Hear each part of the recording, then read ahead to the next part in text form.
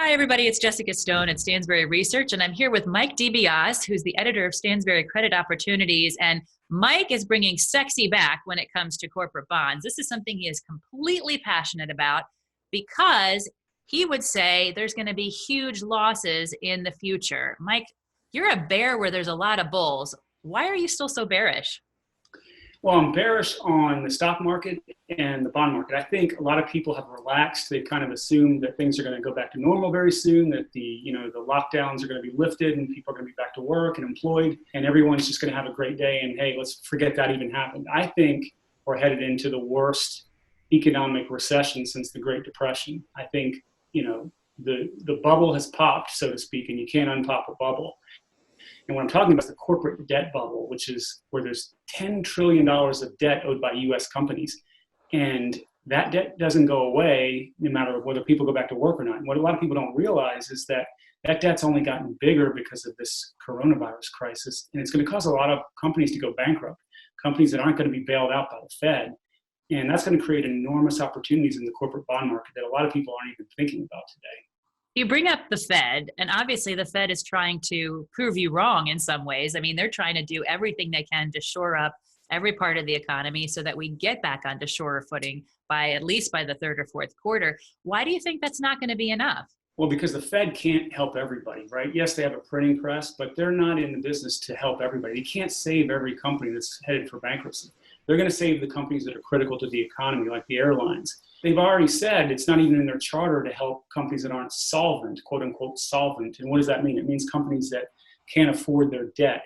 So all they've done through all the stimulus they've unleashed so far is committed to saving companies that were investment grade rated, which is the highest, credit ratings that you have, like, stellar credit, that have just been hurt by the coronavirus. They've been downgraded to one notch to junk. So those are the only companies that they're saving.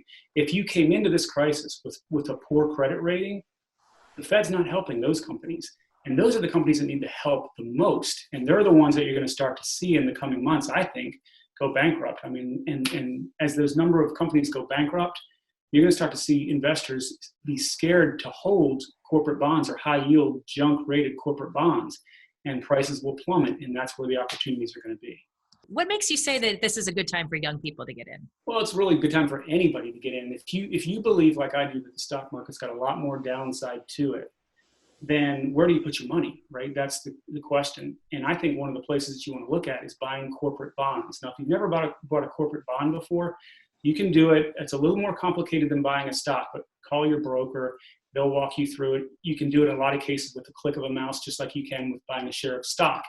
It's a great place because as the price of bonds go lower, they actually become safer and the returns increase, which is kind of counterintuitive, right? A lot of people don't think about that because a bond is higher up in the capital structure than a stock. When a company goes bankrupt, as a stockholder, you're wiped out. You lose everything.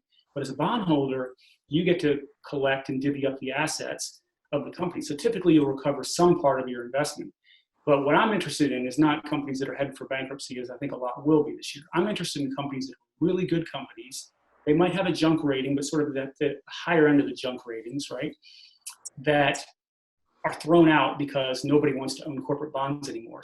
So when people become really fearful and they don't want to hold junk bonds anymore, they're going to sell everything. They don't want to hold anything that has a junk rating on it. They're going to throw away a lot of good companies with that. So what you do is you look in the bargain bin for these things and you find the ones that are really safe. And a bond that was trading at $100 before is now trading at $60 or $50. You've got a half off bond. Mm-hmm. Part of that bond is going to produce equity-like returns, stock-like returns, and it's much, much safer than a stock. So that's where you can generate massive returns, investment returns, completely outside of the stock market with a much safer investment. And you can only do that in times of crisis, like the kind of crisis I think we're headed into. All right, Mike DiBiase had this mental image of you dumpster diving for these deals in this season of bearish horror. I mean, we're just watching things fall and you're finding some bright spots there for us. Thanks for joining us. And if you would like to see more content just like this, please do subscribe to our YouTube channel, or you can join us on Instagram, Facebook, or Twitter. That's all for now. Thanks for joining us.